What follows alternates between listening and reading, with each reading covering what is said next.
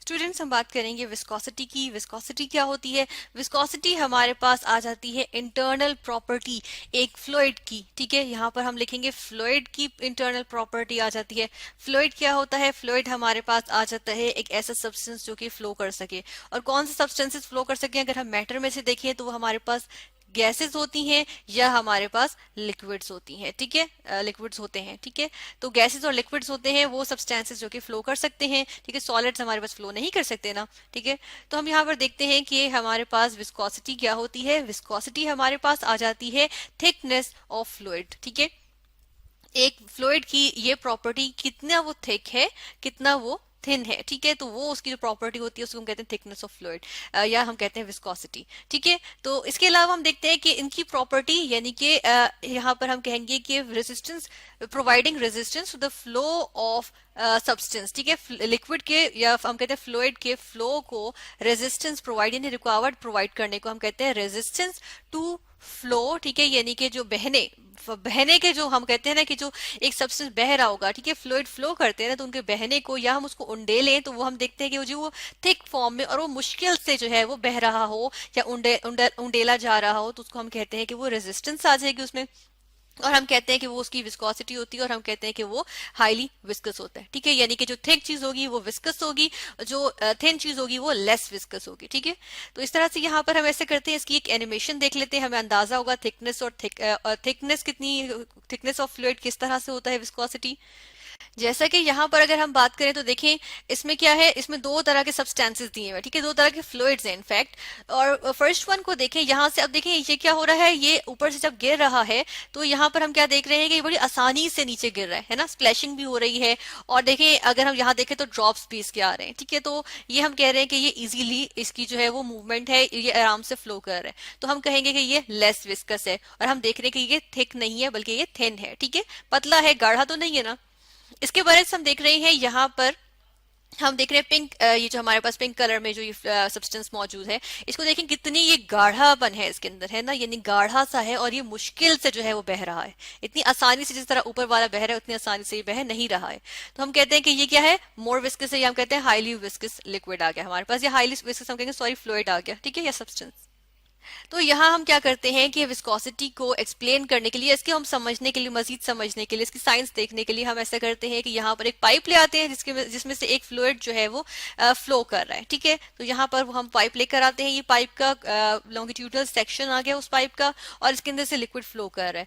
अब यहाँ पर हम देख लेते हैं कि ये जो हमारे पास ऑरेंज लाइन है ये क्या है, ये हमारे पास बेसिकली पाइप की लाइन है। ठीक है, हमने इसको कट करके देख लिया, इसके अंदर देखिए फ्लूइड बह रहा है, इस तरफ को बह रहा है। ठीक है, तो हम देख रहे हैं कि जिसके अंदर ग्रीन, ब्लू और पर्पल हमने लाइंस शो की हैं, ये लिक्विड की या फ्लूइड की हम कहते हैं कि लेयर्स हैं। ठीक है, यहाँ पर भी होंगी लेकिन यहाँ पर हमने शो नहीं की।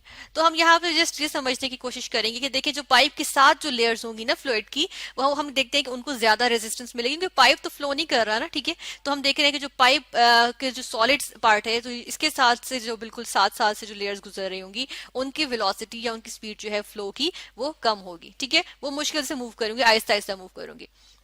जैसे जैसे हम सेंटर की तरफ जाते जाएंगे हमारे पास स्पीड इंक्रीज करती जाएगी, क्योंकि देखिए किस वजह से, क्योंकि देखिए नेक्स्ट लेयर जो है वो थोड़ा फास्ट मूव करेगी। किस वजह से? क्योंकि वो उसका जो इंटरेक्शन है वो लेयर्स के साथ है, वो पाइप के साथ, एक स्टैटिक पाइप के साथ, यानी कि जो रुका हुआ है पाइप, फ्लो तो नहीं कर रहा पाइप, तो उसके साथ जो है वो नहीं है। ठीक है, आहिस्ता आहिस्ता इस तरह जब हम सेंटर पे जाते जाते हैं तो वेलोसिटी हमारे पास सबसे ज्यादा होती है, मैक्सिमम होती है जो सेंटर से जो फ्लूइड पास कर रहा होता है। ठीक है, तो इस तरह से ये हमारे पास क्या आ गई है, हम देख रहे हैं कि जो रेजिस्टेंस मिलेगी इन लेयर्स को एक दूसरे से स्लाइड पास करने की। ठीक है, लेयर्स ही है ना, मॉलिक्यूल्स की लेयर्स होती हैं फ्लूइड्स में भी, तो हम देखते हैं कि ये एक दूसरे को स्लाइड पास कर रही होती है। ठीक है, स्लाइड करके एक दूसरे के ऊपर से गुजर रही होती है। तो इस तरह से हमने देख लिया कि ये किस तरह हमारे पास यहाँ पे हम कहते हैं कि विस्कोसिटी, जो रेजिस्टेंस मिल रही है ना स्लाइड करने पे, तो वो उसको हम कहते हैं वो जो रेजिस्टेंस मिल रही होती है उसको हम कहते हैं विस्कोसिटी। ठीक है, तो वो फ्लो को जो है वो रेजिस्टेंस मिल रही है। फिर यहाँ पे इसी का अगर क्रॉस सेक्शन भी देख लें तो उसमें भी हम देख सकते हैं यही चीज बिल्कुल। ये देखें, अब इसको हमने क्रॉस सेक्शन ले लिया पाइप का, उसके अंदर देखें कि ये पाइप है, उसके अंदर ये लेयर्स आ गई किसकी, ये लेयर्स आ गई हमारे पास फ्लूइड की।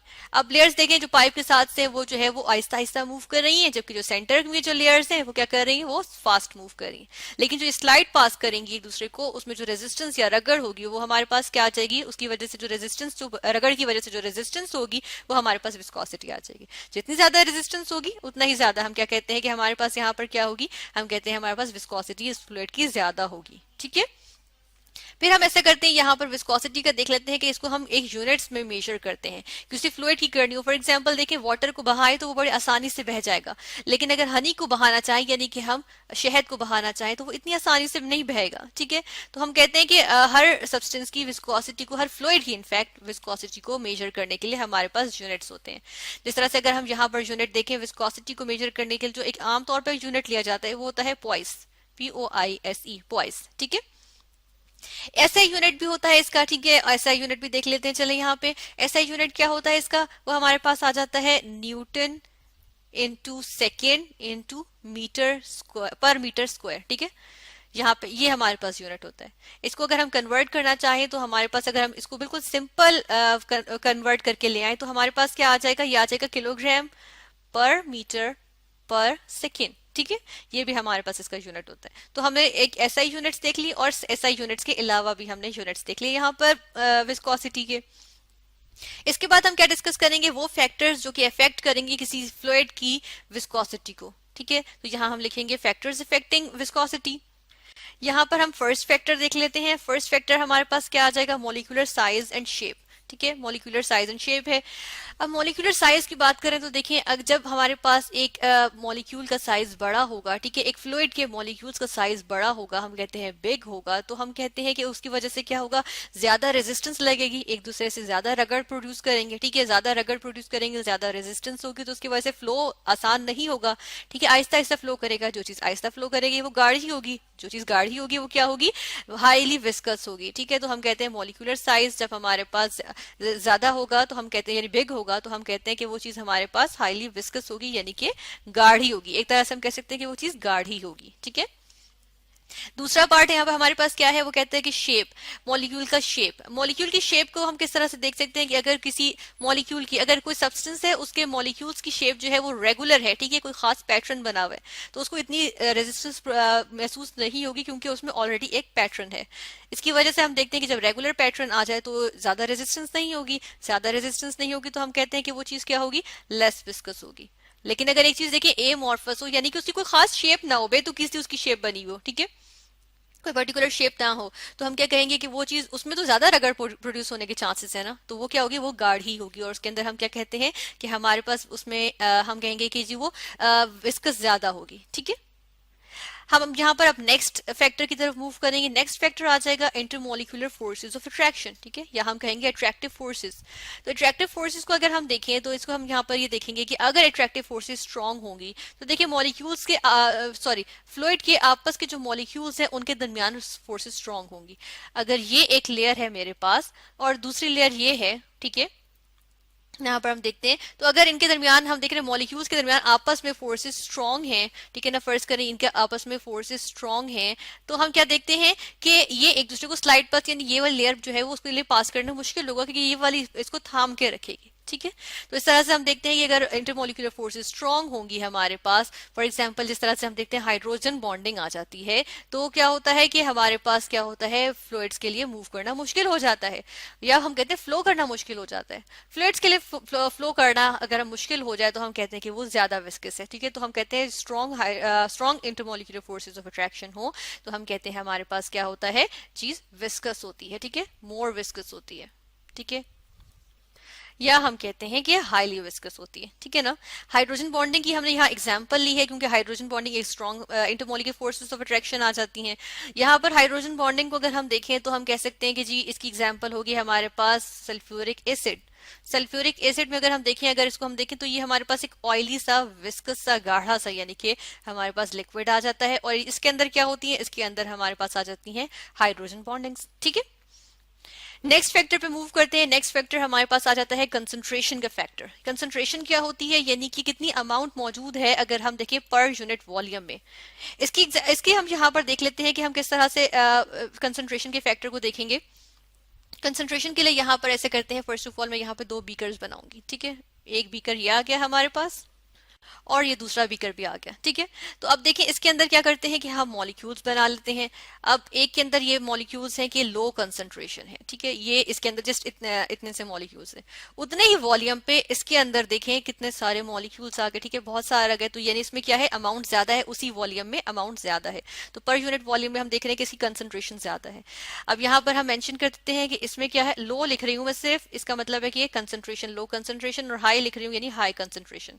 हाई कंसंट्रेशन होगी, देखें जो मॉलिक्यूल्स होंगे उसमें आपस में क्या होगा कि रगड़ प्रोड्यूस होगी, ठीक है, ज्यादा रेजिस्टेंस हो जाएगी, एक दूसरे को फ्लो करने में फ्लो नहीं करने देंगे। तो उसकी वजह से क्या होगा, हम देखते हैं कि यहाँ पर हमारे पास, हम हाई में अगर देखें तो हमारे पास रेजिस्टेंस ज्यादा आ जाएगी, और ये क्या होगा, ये मोर विस्कस, या चलिए यहाँ पर हम कहते हैं हाईली विस्कस की हमारे पास जो है वो सब्सटेंस आ जाएगा, ठीक है। तो इसके लिए हम यहाँ यहीं से कॉपी भी कर सकते हैं कि हमारे पास ये सब्सटेंस क्या आ जाएगा, एक हाईली विस्कस सब्सटेंस आ जाएगा, ठीक है। और लो में उसके ऑपोजिट केस होगा कि हम देखते हैं कि कम रगड़ प्रोड्यूस होगी, आपस में ये फ्रीली मूव करेंगे, तो फ्रीली मूव करेंगे तो फ्लो आसान होगा, तो फ्लो आसान होगा तो हम क्या कहते हैं, यहाँ पर हमारे पास जो है विस्कोसिटी जो है वो कम होगी, ठीक है।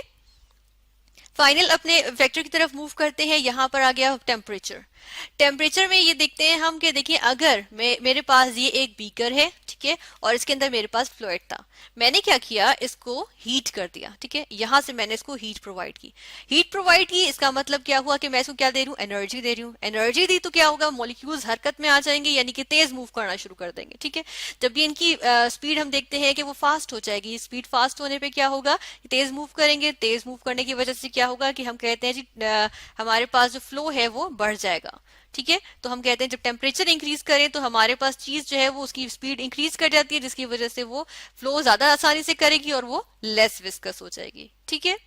तो इस तरह से हमने फैक्टर्स देखे जो कि अफेक्ट करते हैं विस्कोसिटी को। फॉर एग्जांपल हमने temperature, concentration, intermolecular forces and molecular size and shape की बात की। यूनिट्स देखे कि ट्वाइस हमारे पास नॉर्मली हमारे पास वो यूनिट आ जाता है जिसमें हम विस्कोसिटी को मेजर करते हैं। और विस्कोसिटी सेल्फ है क्या, ये हमारे पास है resistance to flow of a fluid,